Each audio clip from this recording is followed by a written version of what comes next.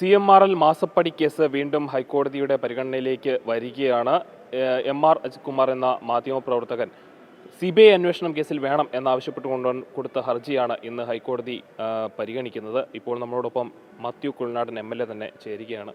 താങ്കൾ ഏറെക്കാലം ഈ കേസുമായി ബന്ധപ്പെട്ട് നിരവധിയായിട്ടുള്ള ചർച്ചകളിൽ പങ്കെടുത്തിട്ടുള്ളതാണ്, അല്ലെങ്കിൽ ഈ കേസുമായി ഫോളോ ചെയ്തിട്ടുള്ള ഒരാളാണ്. എന്തു തോന്നുന്നു?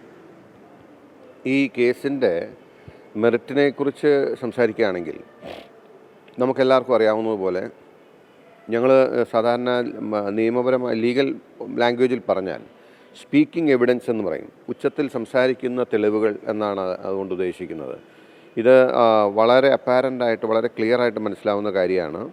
പ്രത്യേകിച്ച് ഒരു സേവനവും നൽകാതെ കോടിക്കണക്കിന് രൂപ ഒരു കമ്പനിയിൽ നിന്നും കൈപ്പറ്റുന്നു. മറ്റൊരു പ്രൊസീജിയറുമായി ബന്ധപ്പെട്ട ഒരു ക്വാസി ജുഡീഷ്യൽ ബോഡിയുടെ അന്വേഷണത്തിൽ ഞങ്ങൾ ധാരാളം പണം കൈക്കൂലിയായി നൽകേണ്ടി വന്നത് ഞങ്ങൾ മലിനീകരണമുണ്ടാക്കുന്ന ഒരു ഇൻഡസ്ട്രി നടത്തുന്നവരാണ്. അതുകൊണ്ട് രാഷ്ട്രീയക്കാർക്കും മാധ്യമങ്ങൾക്കും പോലീസുകാർക്കും ഒക്കെ പണം കൊടുക്കേണ്ടി വന്നിട്ടുണ്ട് എന്ന സ്റ്റേറ്റ്മെൻറ്റ് അവരുടെ ഭാഗത്തുനിന്ന് വരുന്നു.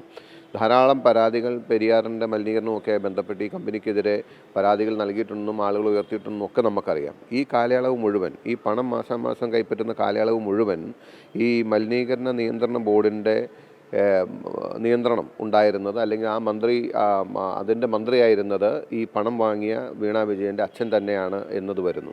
മാത്രമല്ല, ഈ ഒരു IT ഡിപ്പാർട്ട്മെൻറ്റുമായി ബന്ധപ്പെട്ട അന്വേഷണത്തിൽ ഇൻട്രീം സെറ്റിൽമെൻറ്റ് ബോർഡിൻ്റെ റിപ്പോർട്ടിൽ അതിവ്യാപകമായ അഴിമതി കാര്യത്തിൽ നടന്നിട്ടുള്ള ഇത് പ്രിവെൻഷൻ ഓഫ് കറപ്ഷൻ ആക്ട് പ്രകാരം അന്വേഷിക്കേണ്ട കേസാണെന്ന് അവർ തന്നെ അഭിപ്രായപ്പെടുന്നു. ഇത്രയും സാഹചര്യങ്ങളും സാധ്യതകളും, അല്ലെങ്കിൽ ഇത്രയും സ്പീക്കിംഗ് ആയിട്ടുള്ള എവിഡൻസ് ഉള്ള ഒരു മാറ്ററിൽ അന്വേഷണം വേണോ വേണ്ടയോ എന്ന ചോദ്യത്തിന് ഒരു പ്രസക്തിയും ഉണ്ടെന്ന് എനിക്ക് തോന്നുന്നില്ല. പക്ഷേ സ്റ്റിൽ CBIയോ EDയോ ഒന്നും ഈ കാര്യത്തിൽ അന്വേഷിക്കാൻ തയ്യാറായിട്ടില്ല എന്ന വസ്തുത യാഥാർത്ഥ്യം നമ്മുടെ മുമ്പിലുണ്ട്. ഇതാണ്. ഇൻ അഡീഷൻ ടു ദാറ്റ്, നിങ്ങൾ പറഞ്ഞതുപോലെ ഇത് കൂടാതെ മറ്റൊരു നേരത്തെ ഞാനീ പറഞ്ഞ കാര്യങ്ങൾ കണ്ടെത്തിയത് ഇൻകം ടാക്സ് ഡിപ്പാർട്ട്മെൻറ്റിൻ്റെ അന്വേഷണത്തിലാണെങ്കിൽ, പിന്നീട് കമ്പനി ഡിപ്പാർട്ട്മെൻറ്റിൻ്റെ അന്വേഷണത്തിൽ ഇതുമായി ബന്ധപ്പെട്ട് മുഖ്യമന്ത്രിയുടെ മകൾ സീരിയസ് ഫ്രോഡ് കമ്മിറ്റ് ചെയ്തുവെന്നും ഗുരുതരമായ സാമ്പത്തിക കുറ്റകൃത്യം നടത്തി കോടാനുകോടികളുടെ തട്ടിപ്പും വെട്ടിപ്പും നടത്തിയെന്ന് ഇതിനോട് ചേർത്ത് വയ്ക്കാവുന്ന ചാർജ് ഷീറ്റ്, അതായത് ഒരു അന്വേഷണമോ FIR അല്ല, ചാർജ് ഷീറ്റ് കോടതിയിൽ ഫയൽ ചെയ്ത സ്ഥിതി കൂടിയാണുള്ളത്. അപ്പോൾ ഇതിനപ്പുറത്തേക്ക് ഇനി എന്ത് എന്ന് പറഞ്ഞാൽ, ഇതിനപ്പുറത്തേക്ക് ഒരു അന്വേഷണം നടക്കുന്നതിന് മുമ്പ് ഇത്രയും കാര്യങ്ങൾ പൊതുജന മധ്യത്തിൽ വന്ന, അല്ലെങ്കിൽ ഇത്രയും കാര്യങ്ങൾ മുന്നിലെത്തിയ മറ്റൊരു കേസ് ഉണ്ടോ എന്ന് തന്നെ എനിക്കറിയില്ല. ബട്ട് സ്റ്റിൽ ഇത് അന്വേഷിക്കേണ്ട ഏജൻസികളായ CBIയോ എൻഫോഴ്സ്മെൻറ്റ് ഡയറക്ടറേറ്റോ മുന്നോട്ട് വന്നിട്ടില്ല എന്ന യാഥാർത്ഥ്യം നമ്മുടെ മുമ്പിലുണ്ട്.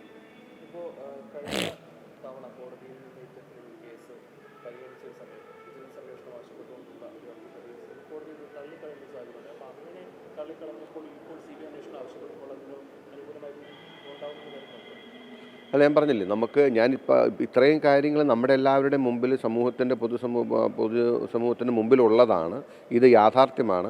ആർക്കും നിഷേധിക്കാൻ കഴിയാത്ത, കോടതികൾക്കും നിഷേധിക്കാൻ കഴിയാത്ത യാഥാർത്ഥ്യങ്ങളാണിത്. പക്ഷേ കോടതി എന്ത് ഉത്തരവിടും, എന്ത് സമീപനം സ്വീകരിക്കുമെന്ന് ഈ ഘട്ടത്തിൽ ഞാൻ പ്രെഡിക്റ്റ് ചെയ്യാൻ ഞാനില്ല. പക്ഷേ യാഥാർത്ഥ്യവും സത്യവും നീതിയും നിൽക്കുന്നത് ഇവിടെയാണ്. But we will have to wait and see. അല്ല, സ്വാഭാവികമായിട്ടും അവർ അതിനെ ആ നിലയ്ക്കാണല്ലോ കാണുക. മുഖ്യമന്ത്രി എനിക്ക് എൻ്റെ മടിയിൽ കനമില്ല, എൻ്റെ കൈകൾ ശുദ്ധമാണെന്ന് 4 വട്ടം പറയുന്ന മുഖ്യമന്ത്രി എന്തിനാണ് ഒരു അന്വേഷണത്തെ എതിർക്കുന്നത്, അന്വേഷണത്തെ ഭയപ്പെടുന്നത്? എനിക്ക് നേരെ പിണറായി വിജയൻ സർക്കാർ വിജിലൻസ് അന്വേഷണം പ്രഖ്യാപിക്കുന്നു എന്ന വാർത്ത വന്നപ്പോൾ, നിങ്ങളെപ്പോലുള്ളവർ എന്നെ സമീപിച്ചപ്പോൾ എൻ്റെ ആദ്യ പ്രതികരണം ഏത് അന്വേഷണത്തെ ഞാൻ സ്വാഗതം ചെയ്യുന്നു എന്നുള്ളതാണ്. എനിക്കെതിരെ വിജിലൻസ് അന്വേഷിക്കാൻ തുടങ്ങിയിട്ട് വർഷങ്ങളായി.